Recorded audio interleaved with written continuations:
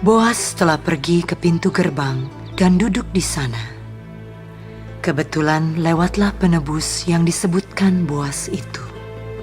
Lalu berkatalah Boas, "Hai saudara, datanglah dahulu kemari. Duduklah di sini." Maka datanglah ia, lalu duduk.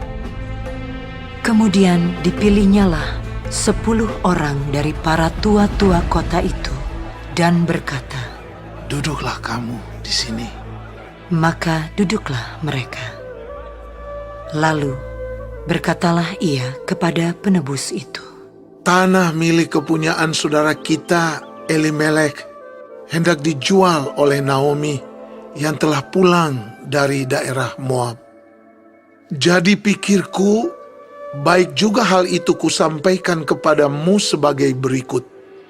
Belilah tanah itu di depan orang-orang yang duduk di sini dan di depan para tua-tua bangsa kita. Jika engkau mau menebusnya, tebuslah. Tetapi jika engkau tidak mau menebusnya, beritahukanlah kepadaku, supaya aku tahu, sebab tidak ada orang yang dapat menebusnya kecuali engkau, dan sesudah engkau, aku." Lalu berkatalah ia, Aku akan menebusnya. tetapi kata Boas, "Pada waktu engkau membeli tanah itu dari tangan Naomi, engkau memperoleh Rut juga, perempuan Moab, istri orang yang telah mati itu, untuk menegakkan nama orang itu di atas milik pusakanya." Lalu berkatalah penebus itu, Jika demikian, aku ini tidak dapat menebusnya, sebab aku akan merusakkan milik pusakaku sendiri. Aku mengharap engkau menebus apa yang seharusnya aku tebus, sebab aku tidak dapat menebusnya. beginilah kebiasaan dahulu di Israel dalam hal menebus dan menukar. Setiap kali orang hendak menguatkan sesuatu perkara, maka yang seorang menanggalkan kasutnya sebelah dan memberikannya kepada yang lain. Demikianlah caranya orang mensahkan perkara di Israel. Lalu penebus itu berkata kepada Boas, Engkau saja yang membelinya. dan ditanggalkannyalah kasutnya.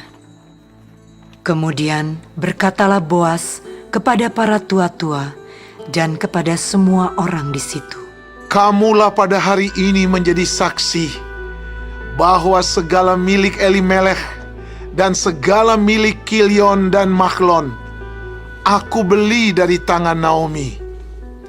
Juga Rut, perempuan Moab itu, istri Mahlon, aku peroleh menjadi istriku untuk menegakkan nama orang yang telah mati itu di atas milik pusakanya.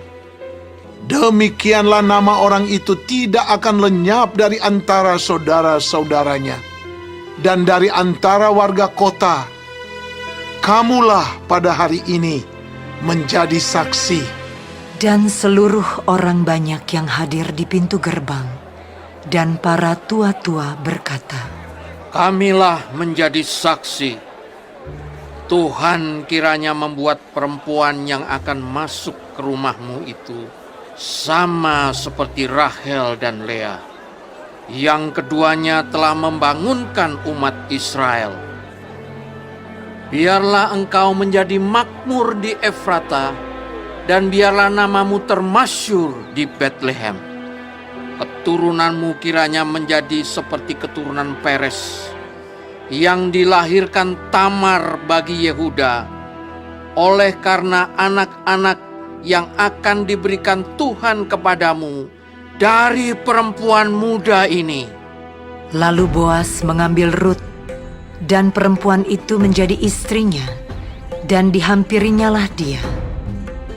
Maka atas karunia Tuhan, perempuan itu mengandung, lalu melahirkan seorang anak laki-laki. Sebab itu, perempuan-perempuan berkata kepada Naomi, Terpujilah Tuhan yang telah rela menolong engkau pada hari ini dengan seorang penebus. Termasyurlah kiranya nama anak itu di Israel.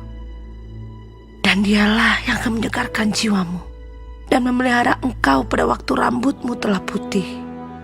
Sebab menantumu yang mengasihi engkau telah melahirkannya, perempuan yang lebih berharga bagimu dari 7 anak laki-laki. Dan Naomi mengambil anak itu serta meletakkannya pada pangkuannya, dan dialah yang mengasuhnya. Dan tetangga-tetangga perempuan memberi nama kepada anak itu. Katanya, pada Naomi telah lahir seorang anak laki-laki. lalu mereka menyebutkan namanya Obed. Dialah ayah Isai, ayah Daud. Inilah keturunan Peres. Peres memperanakan Hezron. Hezron memperanakan Ram. Ram memperanakan Aminadab. Aminadab memperanakan Nahason. Nahason memperanakan Salmon. Salmon memperanakan Boas. Boas memperanakan Obed. Obed memperanakan Isai. Dan Isai memperanakan